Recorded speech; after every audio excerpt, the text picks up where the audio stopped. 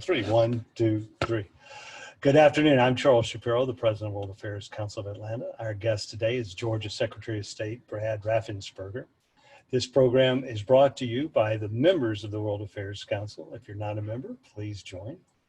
And I want to welcome, we've got four of our board members, Bernard Taylor, who's a partner at Alston Bird, Joe Bancroft from Georgia Tech, Eric Joyner, Vice Chairman of AJC International, and Rocky Reef from Coca-Cola, who are on this program, the Consul Generals of the Netherlands, Switzerland, and the United Kingdom. If you have any questions, and we're going to have everybody ask questions, please use the question function at the bottom of your Zoom screen. See the toolbar there. And do me a favor, since I've got to read them, they got to be short. They got to end in a question mark, or this is going to be terrible for me. So not a speech, just a question would be most appreciated. I appreciate it. Secretary of State Brad Raffensperger is the CEO of Tendon Systems, a specialty contracting and engineering design firm. He served 2 terms in the Georgia General Assembly. He earned his bachelor's degree from Western University in London, Ontario, and his MBA from the Robinson College of Business at Georgia State, where I teach. And it's good to see that an RCB graduate is Secretary of State. Secretary Raffensperger, let me start with the very first question. I waited in line for 90 minutes to vote on June 9th. I applied for an absentee ballot, but never got it. What went wrong? Well, I think if I was going to guess, you probably live in Fulton County. That's exactly right. And so Fulton County, a lot of issues. And what that actually tended to do is highly publicized, because all the media, the major media, it comes out of Atlanta. So it just really puts a big focus on that. And so currently Fulton County is working on their issues, and currently there's several ongoing investigations, because many people requested an absentee ballot. I did get mine, so did my wife, but some people never did. We do know that it wasn't just people that applied, with an email application, but many of those that did, the emails were dropped and they never did get their absentee ballots. And then what happened, if you really look at the issue of COVID, it curtailed the amount of training that we could really do statewide, that any of the counties could do statewide because of COVID. But also Fulton County had issues. They had to consolidate some of their precincts. Some of the precincts were not made available, the voting locations. So you end up, for example, at Park Tavern, which had over 10,000 registered voters at that location. Now, you don't expect 10,000 to show up because some have already voted and it is a primary, but still, at the end of the day, it just jammed up the system there. So those are some of the things that happened in Fulton County. But were those widespread throughout the state, or only in the most populous counties? No, if you really look at it, I live in Realville, and I know exactly what did happen. So people say, how could you say that? But over 150 of your 159 counties actually had election success. And then what you did see is a few localized counties, did have some issues. And obviously Fulton County was the #1. And they represented probably 65 to 70% of the issues that we saw, statewide. After the election, we then do a data download, and we can look at all the wait times that we've had, and we've gotten that out to all 159 counties. So now they can begin that process of looking at all their precincts, what was the average wait time, and also then how much equipment did they have? Because knowing how many people you have registered in a precinct, what you can reasonably expect to show up, then do you have enough equipment in place to really handle that? And so all the counties are in the process of looking at that. So taking the global view of what we just had, we had 1.1 million people vote absentee. That was about 50%. Historically, we have about 6%. So it was a huge success in spite of Fulton County's issues. If you look at 1.1 million people could vote from the ease and comfort and the safety of their own home. So that was a huge success by and large. We understand that there's some issues, in those few isolated conditions. Then we actually had 326,000 people show up to vote early in our 15 plus a weekend of early voting. So that was good. And then we also had 860,000 people show up on the day of election. And that also points to, as we mentioned earlier before we went live, generally what it's been historically in the last several election cycles, about 6% say show up and vote, or 6% would vote absentee. So that now leaves you about 94%. Of that 94% that's left, half show up to vote early, the 15 days, half show up on election day. But we had 860 on one hand in this election on election day, 326. So I think one of the counties will be looking at how they encourage people to show up to vote early. But we're expecting, in rough numbers, 1 million people to vote absentee like they did for the primary, 2 million people to vote during the 15 days of early voting, and then also 2 million people to vote on the election day. And so we're expecting big numbers, and we're telling the counties that need to prepare for it. And so we've given them a great tool, and we're looking and drilling down and making sure that we can see what their action plan is, particularly as it relates to Fulton County. Where's the line between what the Secretary of State's office is responsible for and what the county election supervisors are responsible for? Yeah, at the end of the day, the counties are running the election. So you have 159 county elections that are going on, and they have all the ballots styles built up for their county. And so they're in charge of, they have an election board that's typically, it leans either left or right, depending, probably it's a 3-2 typical county, depending on what the split is politically. But then they will hire generally the county election director. The county election director then reports to their election board.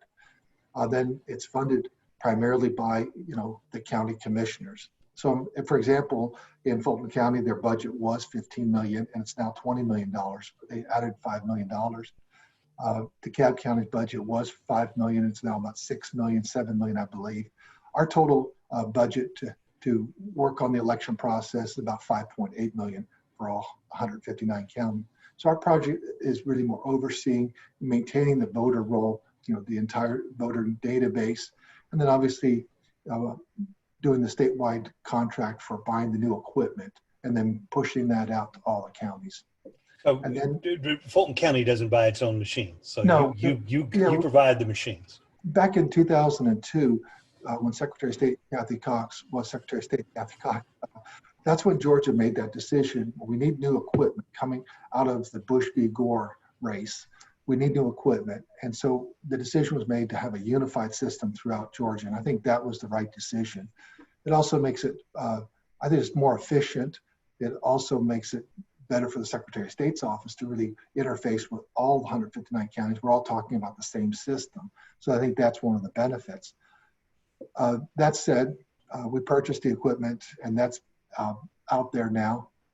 And now the counties are working on training, their people. We trained the election directors and their number 2, and then they drill that down and do the specific training for the poll workers. So they're actually doing the poll worker training. That's really a county responsibility. What happened with COVID is once that hit in March, we had to postpone the election just because we were in the early voting for 2 weeks, and it just had really, tumbled, headed south very quickly. And so we made that decision, but that also stopped the counties able to do in-person poll worker training. So it was online. And I'm aware of, most people are hands-on learning. They can read, but they also like to, get their hands dirty and actually touch the equipment. So there were some impediments to that. But in spite of that, we did accomplish it. It was a rough finish in some counties, but about 150 counties started on time and finished on time. So in the 6 counties that you said had particular problems, are you working with them now? Does your office proactively go out to those counties and say, well, here's the 3 best practices that y'all could do? Well, if you go back and look at it, the counties that had a few issues, in fact, I was in one of those counties on election day. There was a line when I got there, but within about 45 minutes to an hour, that line had dissipated and everyone now was inside the air conditioning building, but the line still wasn't running around the block. And so in other words, some of the counties actually could get ahead of it, and they were really on top of it by 11 o'clock, 12 o'clock at the latest. Some counties just didn't open up right at 7. They were, things that someone didn't have a key for the building. Someone didn't have, it didn't have a scanner there, and they should have had the scanner. They had all the other parts and pieces, little things like that. But by and large, most of those other counties had gotten on top of it. And then just obviously we saw that Fulton County just struggled throughout the day. And it was one of those things that I think they recognize that their board does, and so do their commissioners. This past Saturday, when you woke up, the New York Times article must have made your blood boil. The article was Anatomy of an Election Meltdown in Georgia. And it said there was a collective collapse, and concludes that the problems in the state's bulky election system remain largely unresolved. Is that assessment accurate? Well, the system that we're using, if you're talking about the actual election equipment from Dominion voting systems, is tried and true. It's been used in many jurisdictions throughout the country. I know that in Illinois, Cook County uses it, and that's about 8.5 million people, and they've been using the system, with success. So that system's been used obviously in Colorado and other states. So there's nothing wrong with the system. We'll be responding to that, point by point, just to really clarify the record. And then many of the people that should have been, really interviewed for that article weren't interviewed. And so we'll get the record straight. I don't know who reads the New York Times anymore other than people in New York, but we will set the record. I read it. And well, if it's behind the paywall on Facebook, many people don't. Okay. But we'll get the record out and clarify where we think they are in error. So let me just, for the record, you're not trying to suppress the vote in Democratic majority counties and encourage the Republican vote in Republican majority counties. Now, what's crazy about that statement, when you think about it, the election board in Fulton County is controlled by Democrats. The election director, has given to many liberal Democrats, as he's free to do, but which way they lean. And so I don't think that they're trying to, and we have no control over the precincts and that. So it really gets down to an operational issue. And so people like to throw that canard out there, but there's no truth to the substance. Should we move to all mail voting? I know that's people are talking about that a great deal. If we had no machines at all, no in-person voting, would your job be easier or harder? Well, I believe that what you see when people have the free will, how do you want to vote? And they've had that since about 2005, 2000, somewhere. We had no excuse to absentee voting since 2005. Then we have, 3 weeks of early voting, and then we have day of election. So we give people choices. And when people can choose, voters choose, only 6% are actually choosing to vote absentee. And so to force everyone else that doesn't really want to lean that way and vote absentee, to me, just defeats the purpose. We really want to engage voters in the form that they find the best. And a lot of people still like showing up, even if there are some lines on election day. They just feel that's part of that.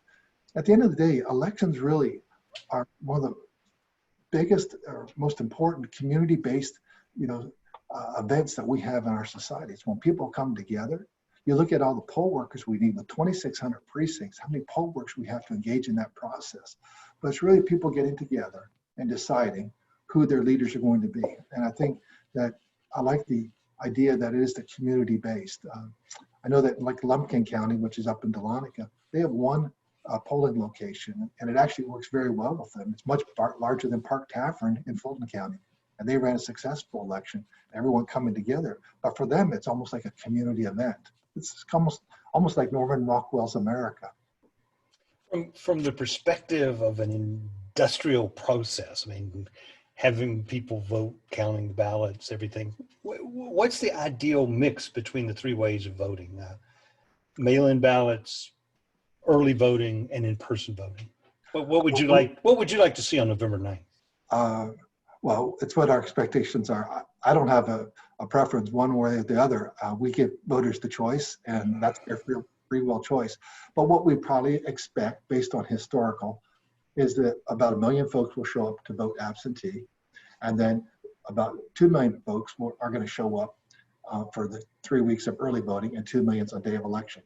So if it's 2.5, and we could end up with 5.5, pushing even almost 6 million. We have 7.3 million voters that are registered in the state of Georgia now. Of that, about 7 million are active. Now, if those other 300,000 become engaged and become active, then we could have 5.5 to 6 million people. But those are, broad parameters.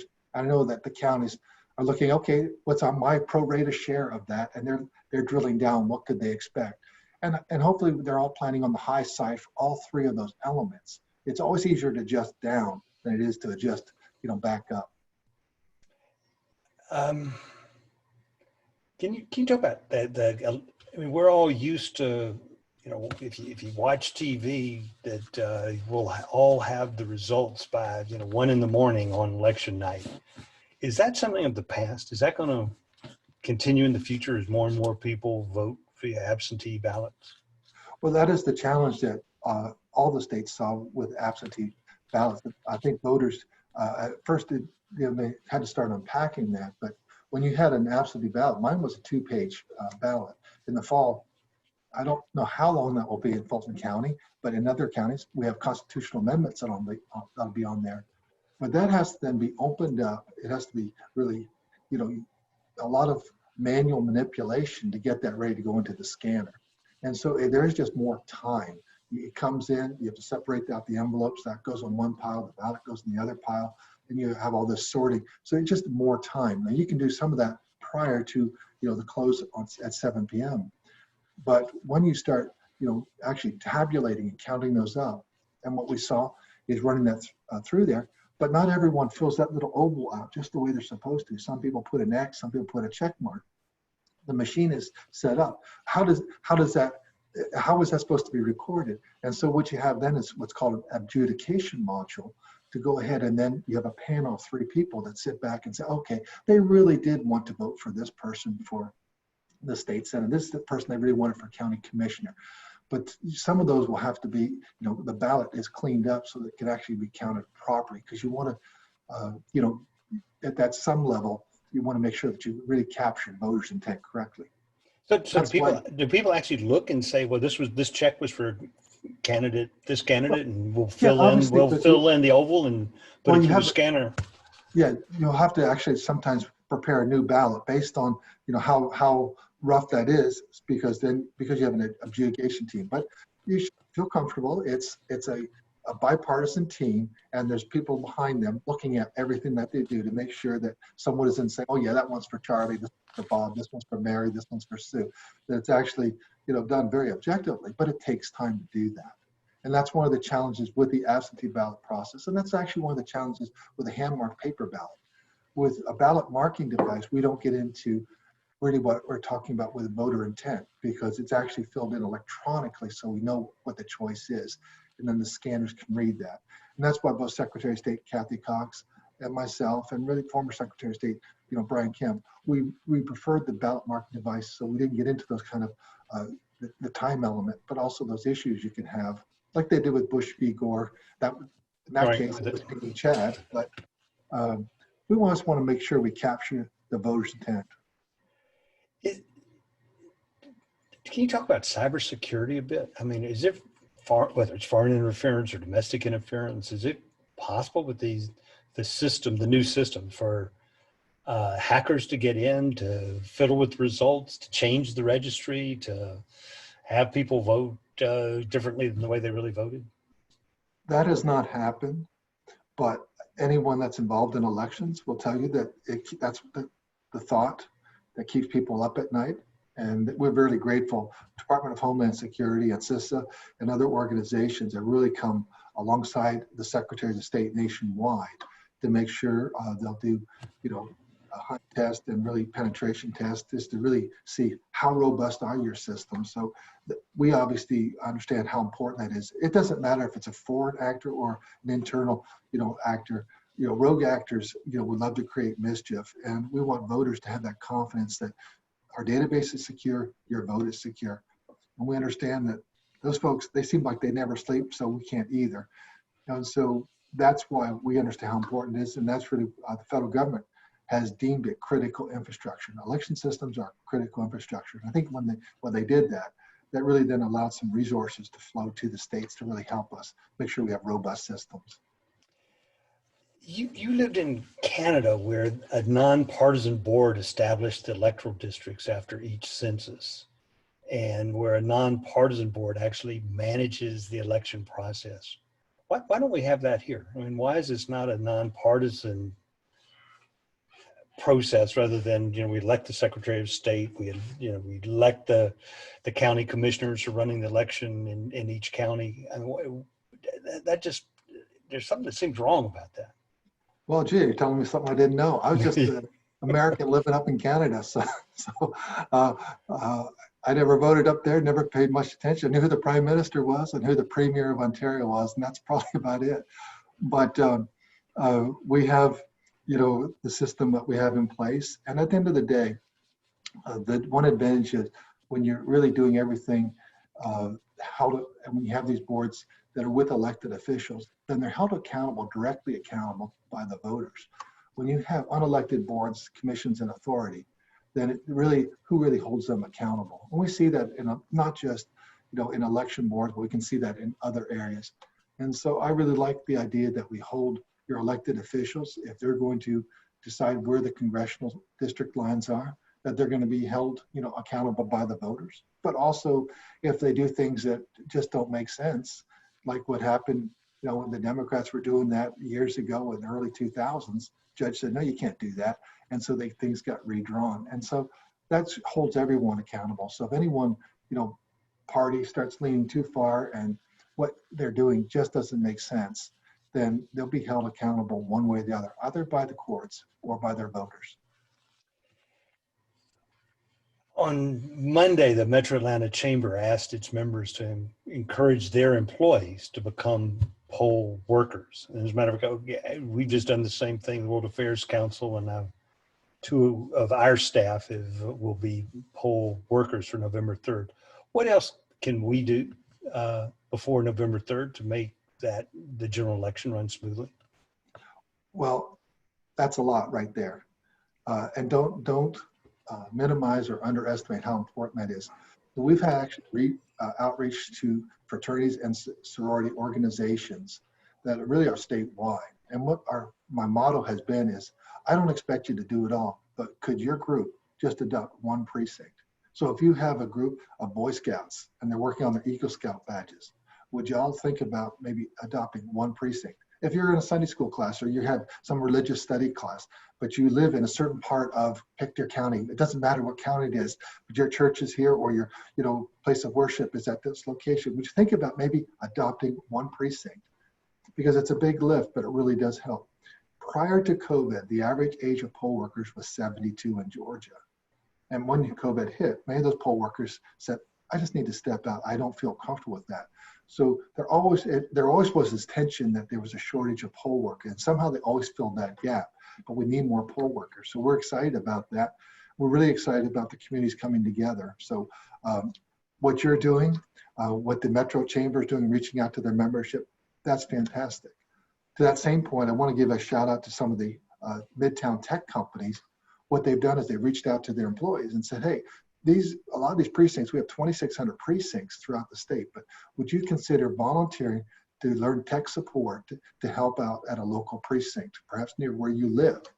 And so that is tremendous that you're gonna have some people with some technical skills, because a lot of the issues that we had, if they were with the equipment, it actually really wasn't the equipment. We only had 14 pieces of equipment go down, but it was really, poll worker awareness of how it worked. And really some of that just go back to poll worker training. It's a new system, COVID, unable to train, but a lot of that was simple stuff. It wasn't really, you didn't need a master's in computer science, and some kind of IT degree, but those folks with that background, they can figure out stuff really quick. So that's a great thing.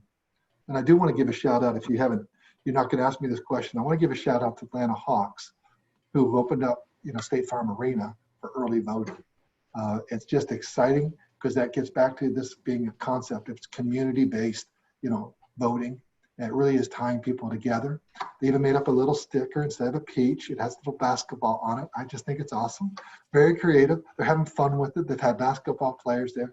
And I understand that the NBA is going to be doing that, throughout the country. So I think that's a good thing. I think other sports organizations, professional sports organizations, are going to be coming out, wanting to join that bandwagon. That's a good bandwagon. I think, and people are going to have fun with it. I think the more we can do things like that, it really gets the community involved in the process. We can go to questions from the audience. Got a whole bunch of them, so I'm trying to shorten them while I ask you, and obviously short answers means we can answer more of them. Matilda Young asks, if I voted absentee in the primary, will I automatically receive absentee ballots for the general election? No, what you'd have to do is fill out there's 2 boxes to check there. Do you have any disability, or are you 65 or older? Then you can check that, and then you would automatically could be signed up for the rest of this election cycle. Otherwise, you have to fill out an application form. We are, since you brought that up, we are building out a portal that you can do that online, and that'll actually streamline that whole process. We think it'll actually improve the process from the standpoint is that the input, when the voter puts in that information through the portal, we'll be able to capture all that information correctly, so we won't have any typos or any kind of transposition of information and so some of those issues. So we're in the process of building out that portal and standing that up for this coming November election. When I registered to vote, I can't remember if I registered using my full middle name or my middle initial. If I fill out the absentee ballot request and I don't get it exactly the same, will I get the absentee ballot? Well, you probably have all the information already. What is your name? What is your address? And many of us have, voter identification cards, but you also can do that online at the Secretary of State's website right now. And you can actually check your registration, do it on my voter page at our Secretary of State's website. Sharon Bowie asks, why are absentee ballots not available until September for November? That leaves only 2 months for the ballots to be sent out. Because the ballot has to be built. And so right now we're in the process, we have runoffs going on. So we have 3 congressional seats that have runoffs. So in Savannah, I believe that's the 2nd congressional district, we have 2 Democrats in the runoff for that. And then in Northwest Georgia and Northeast Georgia, we have 2 Republicans in the runoff for those. So we don't even know who's going to be in the November race yet. So that is being settled. Then there'll be some other races that are being settled in runoffs that will actually be on the November ballot, that will be down ballot, county commissioners and other seats like that, some of your state reps, state senators. So that's not actually even been determined yet. So that's why that process happens. And we have our own internal timeline or schedule when we need this, so we can get this out and all the timeline. But that's why it goes out about in September. Sproul Heaps asks, and I apologize if I'm mispronouncing people's names here, about the safety and security of mail-in ballots. You already said you want people to vote by mail, you want people to show up in person, you want people to vote early. Is there any question about the security of mail-in ballots in Georgia? Well, the challenge that you have with the absentee ballot process is reduced signature match to really truly make sure that this is the voter that sends that in. You also, when you put it into the United States Postal Service, you want to make sure that it actually does arrive, and that's very important. And that's why we do have, through our system, you can check to see has your ballot been received, and so you can see, oh, it has been received. And then you also see, has it actually been, counted? And so the counties are keeping up and tracking that through the system. But those are some of the challenges with the absentee ballot. So that's why many people do still like to show up in person and actually look at their ballot before they put it on the scanner and where it's actually counted. So that's it's different people preferences. Greg Killeen asks, are there any circumstances where the results of the general election in Georgia could be questioned as being invalid or fraudulent? Well, it has happened in the past. In fact, we had a state house seat, just as I came into office, they ordered a new election. And so that had happened. And that was because some people were by the counties, it was county line and the precincts and how the state reps districts were carved. And some people were put in the wrong districts. And there was enough, that election was so close that it actually mattered. So that's why they said, no, this needs to be voted again. So you have a close election. That's why every vote counts. And it's just an exciting time that when you think about how close it is, and people sometimes say, does my vote, matter? It does. When you get those really close races, you start saying, wow, I am glad I voted for Mary. I'm glad I voted for Bob, because they only won by 3 votes. And what if me and 2 other folks didn't show up for our favorite horse in that race? The governor just called a special election for the 5th Congressional District for late September, John Lewis's seat. Does that cause problems for you so close to the November general election? No, that'll be just for that congressional district. I don't say just. It's 750 to 1 million people in that district. I can pull out the data on that, but we'll be able to handle that and incorporate in our process. It's just another special election, and I'm sure people are. It's a sad time for many people in the 5th district, but it's an opportunity really for voters to engage and pick their leader. Robert Thornton asks, how do you keep the local elections board from being politicized? And is that your responsibility? Or maybe it's how do we keep the local elections board from being politicized? I believe that we can't stop people.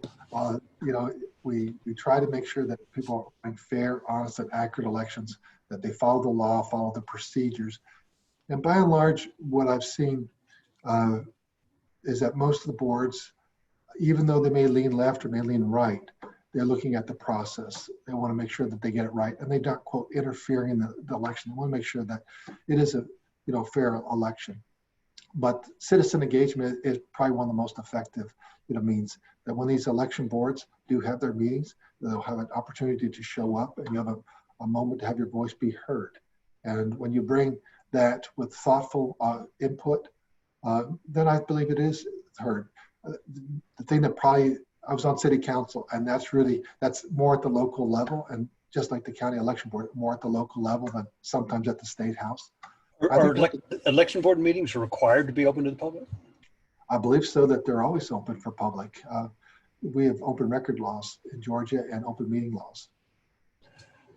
David Ross says, and I'm not sure I understand his question, he says he's a rollover voter, then over 65. Yeah, that's what he means. Okay, I guess I am too. I didn't understand that. And I understand that SOS is overseeing rollover ballots for August 11th. He hasn't received his ballot. But can you address that? What should he do? How does he solve that problem? As soon as we hang up, he needs to call our office, and we'll find out what county he's in, because we're at that point. He should have received it, so we can check. So have him call our office. Okay, that's great. This is from Anonymous. So hello, and we've got several of these here. Is there if I vote absentee, how do I know my ballot's actually been counted, that it was valid, that the signature matched, and that y'all counted my vote? Well, because we maintain the secrecy of the ballot, your name's not on that ballot. It's just, and that's probably one of the concerns that people have. At some level, you are mailing it, it comes and it is recorded, but then was it actually counted? I believe it was, but I understand that. And that's why many people like to hold that ballot and actually put it in the scanner. And that's why they're showing up in person, just because they want to make sure that it truly, has been counted. It wasn't lost in the mail. That really did get there. There's not sitting in a box somewhere in the back, because they hear these anecdotal, or they hear these stories that pop up after elections that things do happen. And it does happen. It has happened. I know that New Jersey just had some issues and other states had some issues, but your county election folks are trying to run a process and making sure that they have all their T's crossed and their I's dotted. Alan Seelinger asks, does everybody who wants one can get an absentee ballot for the general election? Is that correct? Or Yes, do you have, so you don't need an excuse at all? Right. We have no excuse absentee voting. We've had that since 2005. It was signed into law by Governor Sonny Perdue. Because the form still you have to check. No, you check if you want to be on the rollover list. Right. It was no excuse. It's no excuse to absentee voting. Okay, fine. Um, Here's a good question from another anonymous. It says, do you count the mail-in votes when you receive them, or do you wait till the election day to count the mail-in ballots?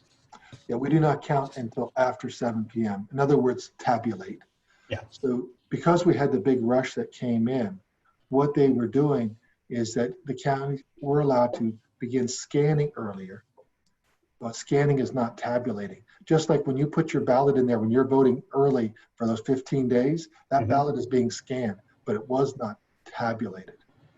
So, we have to make sure we're really clear on our terms. So the ballot can be, scanned early, and some of the absentee ballots were by some counties, and they have security measures to do that so that they can help move that process. Otherwise, you could have been waiting for up to 2 weeks to get your results. Sure. They weren't actually the button to tabulate, and there's actually measures that we can record when that they press that button, so we can know that they did not tabulate early. So it's all electronic records of that. But then they press the button after 7 p.m. so that they can then begin the tabulation process. Professor Kerry Manning asks, it's a long, complicated question, but it's essentially, it seems too complicated to get absentee ballots. Is there an easier way to do it? Can y'all come up with a better way to come up with an absentee ballot? Can private citizens distribute the request forms? Is there a rule against that? That she said it just seemed overly complicated. Once you go through the process, it starts making sense to you, but it's the first time I ever voted absentee. But third-party organizations and political candidates, they can actually send out absentee ballot request forms to voters. In fact, many of the people that are running for office, candidates, will have their campaigns, hand out, the absentee ballot request forms. I know I did that when I was running for the state house. I know other candidates do that from both political parties. And then third-party organizations will actually also do that. And so that is something that, is allowed. People sometimes when it first happens, they say, oh, is that lawful? It's actually lawful. Both sides can do it. Third-party groups can do that. So that is available so that you can actually then get the application in, and then you'll be recorded on that, and then you'll be sent an absentee ballot after that happens. Jorge Fernandez asked about electronic voting. And obviously when you bought these machines, y'all rejected electronic voting where you just vote and there's no piece of paper. Why did you reject that system? Well, there are many concerns really, if you look at nationwide. I would probably, my guess is that by 2022, 2024, I believe that just about every state, by maybe one or two, will have a paper ballot system. And that ballot will either be hand-marked paper ballot or at the ballot marking device. Because at the end of the day, what that allows you to do when you have a piece of paper with the vote recorded, either electronically, or either with hand-marked, you can then do what's called an audit. And when you do a risk limiting audit, so you take a sample of the ballots. So if it was a 60-40 race, you can then take a sample size and verify it truly was a 60-40 race. And if you did an audit and all of a sudden you said, oh, it's a 52-48, you're going to keep on sampling and try and figure out, well, why did it say on election night it was a 60-40 race? Why are we at 52? You'll keep on sampling until it gets to the 60-40 number, or it keeps on creating divergence, but you'll find out what the error was. But that gives confidence, voters confidence that the ballot was actually and accurately scored and counted. Well, interestingly enough, the next question is from Dr. Jennifer McCoy at Georgia State, who is a voting specialist, worked for the Carter Center. And I have to tell you, I was ambassador to Venezuela and I saw electronic voting and am not a big fan of non-auditable electronic voting. Anyhow, so Dr. McCoy asks, audits of the vote are important for confidence and integrity. Will you do the risk limiting audit in November to compare a sample of ballots and the official QR code to see if it records the vote accurately? Yes, that was part of House Bill 316 had that deadline, and we've already begun the audit process. We started that with the pilots in the fall, And then the election we just had, we did audits in many of those counties to also then go through the audit procedure. So we've been honing down on what that audit procedure will, but we'll be auditing the elections, giving people that confidence that, oh, whatever that race is, 51, 49, or 60-40, that person truly did win by that margin of victory. Okay. Becky Carter, I'm going to have to apologize to you. I don't understand your question well enough to ask it, so I'm not going to. If you could simplify it, resend it, or I'll try to get it in. Got a great, this anonymous, this is the third question from this person. It says, can there be automatic voting registration at age 18 by some system? So we have a maximum number of registered voters in Georgia. I grew up in Georgia. When I was 17, a registrar came by my high school and registered the whole senior class. Does that still happen? I mean, how do you get 18-year-olds into the system? They just register to vote. Perhaps one of the best ways is when people get a driver's license. And so obviously you get one when you're 16, you're not 18 yet, but that is probably the best way.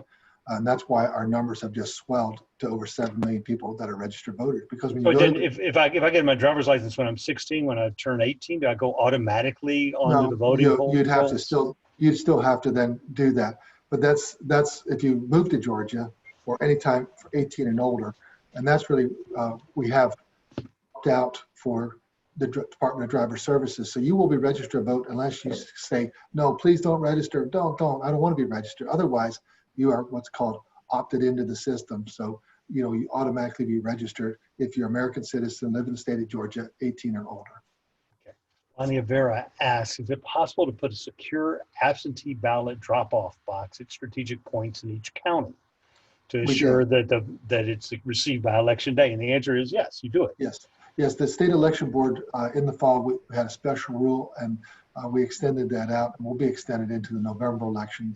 The counties can have secure drop boxes, and that's really worked very well. And so we'll be looking at what do we do in November, and what the feedback is from the counties. But most of the counties did offer that, depending on the size of the county. Most of the counties that were larger had multiple place drop boxes, and then some of the smaller counties would just have one at the county, election headquarters or the county courthouse. Can you stay with us like an extra 5 minutes? Because I've got questions, and a lot of these seem like the questions that ought to be covered in public service announcements, or the stuff that I assume your office is trying to get out to the voters. I've got 5 minutes. I'll have to roll off after that, though. I got a 1 o'clock coming up. So okay, go ahead. Okay, so why do you have to be a senior or disabled to be on the rollover list? It's just an age that was picked in state law when they came up with that, and so I wanted to be, recognized that people that over a certain age that want to make sure that they had that for ease of voting. But you don't have the option of changing that. That's law. Yeah, that's in law. Okay.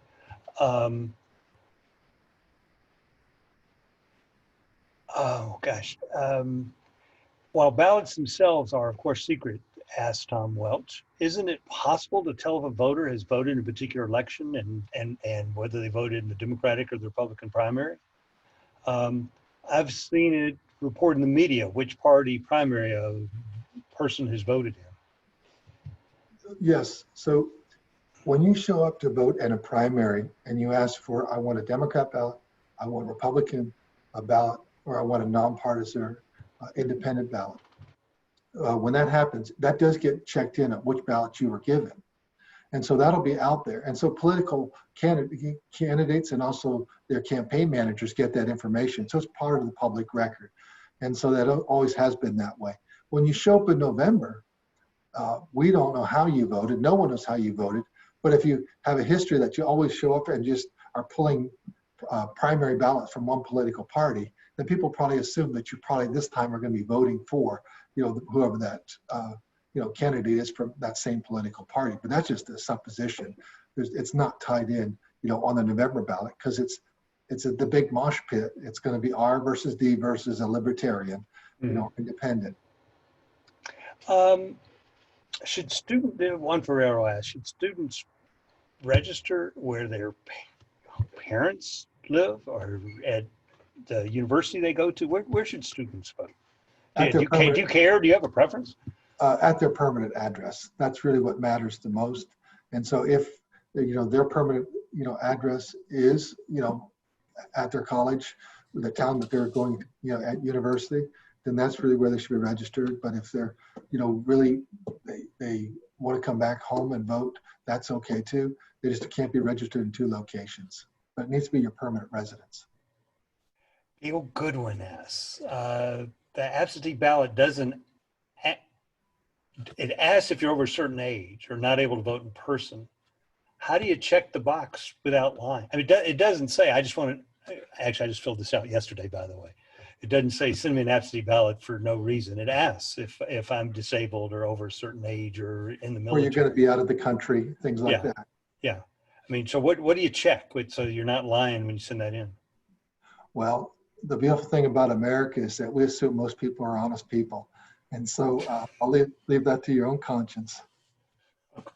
Okay. If I miss, Myra Crawford, if I miss a voting cycle, so if I don't vote this year for some reason, will I still be on the polls to vote 2 years from now? Yes. Yes.